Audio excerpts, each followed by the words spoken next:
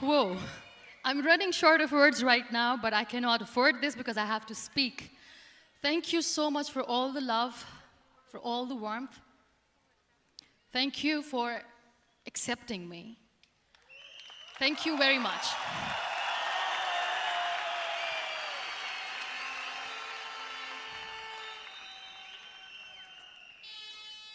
Well, I always start my talk with a disclaimer. And that disclaimer is that I've never claimed to be a motivational speaker. Yes, I do speak, but I feel more like a storyteller because wherever I go, I share a story with everyone. Well, it is a story of a woman whose perfectly imperfect life made her who and what she is today. It's the story of a woman who, in pursuit of her dreams and aspirations, made other people realize that if you think that your life is hard and you're giving up on that because you think your life is unfair, think again. Because when you think that way, you are being unfair to your own self.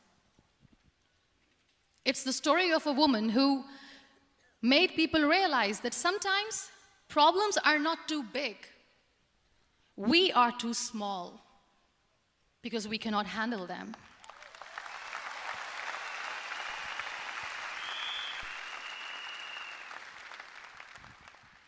It is the story of a woman who with time realized that real happiness doesn't lie in success, money, fame. It lies within. Real happiness lies in gratitude.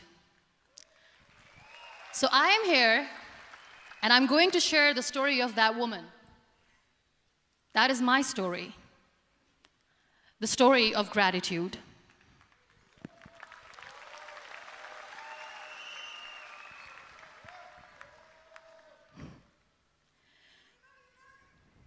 I love you too. I love you all. I believe in the power of words. Many people speak before they think. But I know the value of words. The words can make you, break you, they can heal your soul, they can damage you forever. So I always try to use the positive words in my life wherever I go. They call it adversity, I call it opportunity. They call it weakness, I call it strength. They call me disabled, I call myself differently abled. They see my disability. They see my disability, I see my ability. There are some incidents that happen in your life, and those incidents are so strong that they change your DNA. Those incidents or accidents are so strong that they break you physically. They deform your body, but they transform your soul.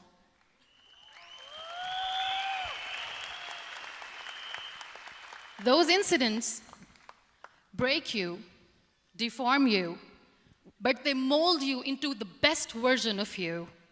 And the same thing happened to me. And I'm going to share what exactly happened to me. I was 18 years old when I got married. And this thing I'm sharing for the very first time on an international level. I was 18 years old when I got married. I belonged to a very conservative family, a Baloch family, where good daughters never say no to their parents. My father wanted me to get married. And all I said was, if that makes you happy, I'll say yes. And of course, it was never a happy marriage. Just about after 2 years of getting married, about 9 years ago, I met a car accident. Somehow my husband fell asleep and the car fell in the ditch. He managed to jump out, saved himself. I'm happy for him. But I stayed inside the car and I sustained a lot of injuries. The list is a bit long. Don't get scared. I'm perfectly fine now. Radius ulna of my right arm were fractured. The wrist was fractured. Shoulder bone and collarbone were fractured. My whole rib cage got fractured. And because of the rib cage injury, lungs and liver were badly injured. I couldn't breathe. I lost urine and bowel control.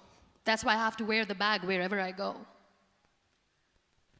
But that injury that changed me and my life completely as a person and my perception towards living my life was the spine injury.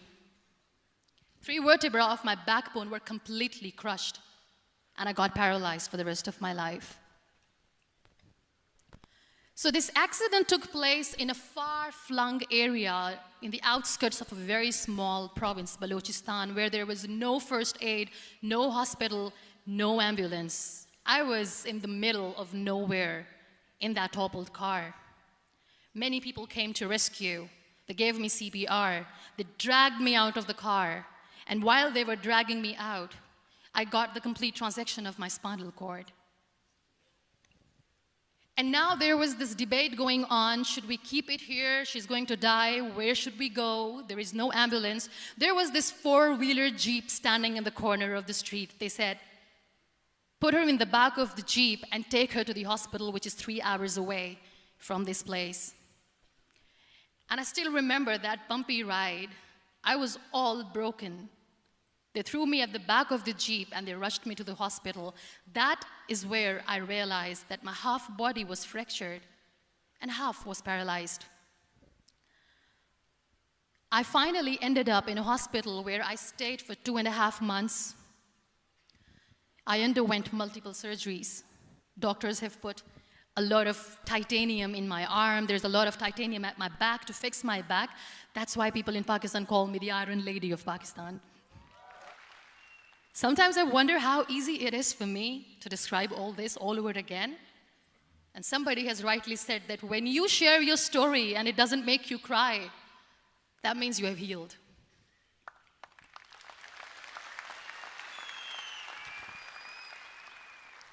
Those 2.5 months in the hospital were dreadful.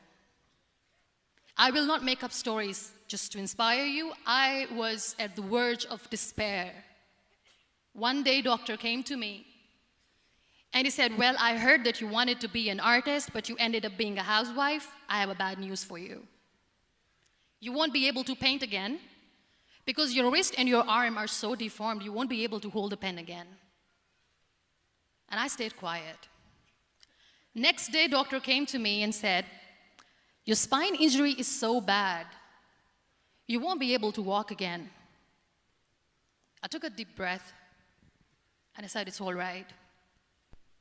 The very next day, doctor came to me and said, because of your spine injury and the fixation that you have in your back, you won't be able to give birth to a child again. That day, I was devastated. I still remember, I asked my mother, why me? And that is where I started to question my existence. Why am I even alive? What's the point of living? I cannot walk, I cannot paint, fine. I cannot be a mother. And we have this thing in our heads, being women, that we are incomplete without having children. I am going to be an incomplete woman for the rest of my life. What's the point? People are scared. They think I will get divorced. What is going to happen to me? Why me? Why am I alive? We all try to chase this tunnel. We all do this because we see light in the end of the tunnel, which keeps us going. My dear friends, in my situation, there was a tunnel that I had to roll on, but there was no light. And that is where I realized that the words have the power to heal the soul. My mother said to me, this too shall pass. God has a greater plan for you. I don't know what it is, but He surely has.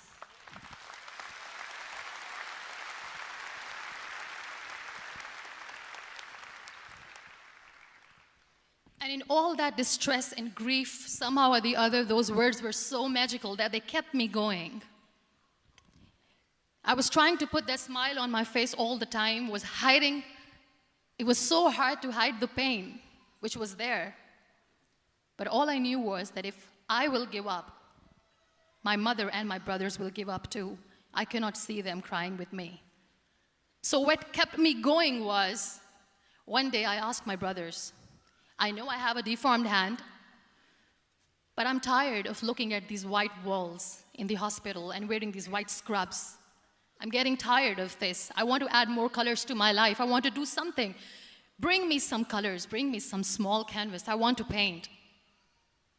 So the very first painting I made was on my deathbed, where I painted for the very first time. It was not just an art piece or just my passion. It was my therapy. What an amazing therapy it was. Without uttering a single word, I could paint my heart out. I could share my story. People used to come and say, "What lovely painting, so much color." Nobody could see the grief in it. Only I could.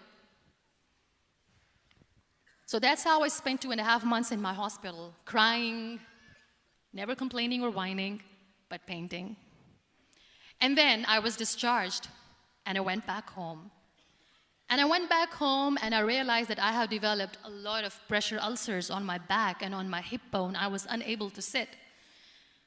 There were a lot of infections in my body, a lot of allergies. So doctors wanted me to lie down on the bed straight for not 6 months, for not 1 year, for 2 years. I was bedridden, confined in that one room, looking outside the window, listening to the birds chirping, and thinking maybe there will be a time when we'll be going out with the family and enjoying the nature. That was the time where I realized how lucky people are, but they don't realize.